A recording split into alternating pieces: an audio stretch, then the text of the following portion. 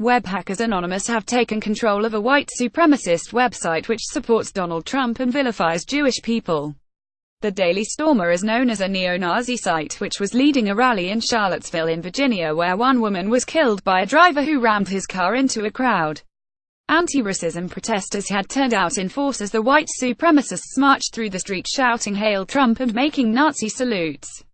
After the incident, Anonymous took control of the website, and said it will be shut down in 24 hours, before personal data will then be released.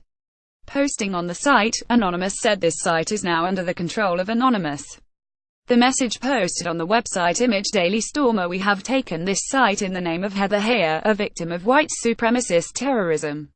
Ms. Heyer, 32, was killed at a Charlottesville far-right rally, and was a civil rights activist. The legal assistant, from Virginia, died when a car rammed into a group of protesters.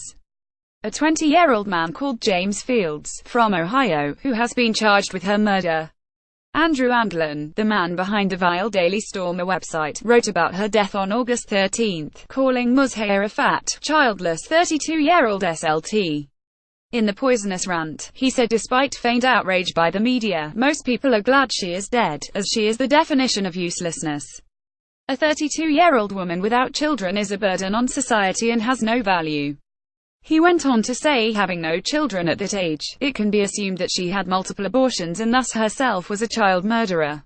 Whatever you think of the driver, it is clear that his actions saved us a lot of money.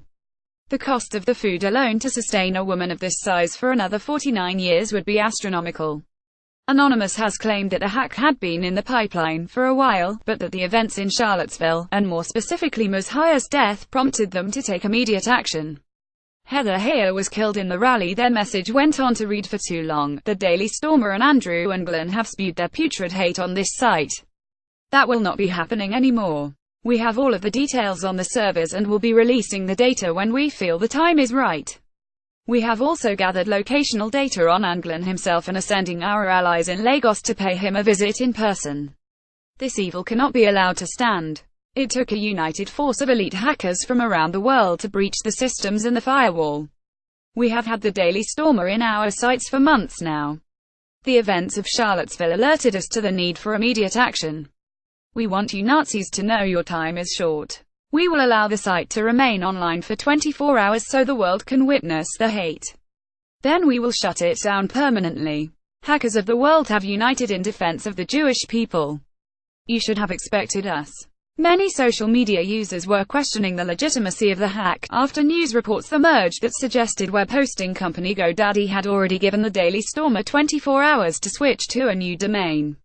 It came after the article on Ms. Heyer, which GoDaddy said violated their terms of service.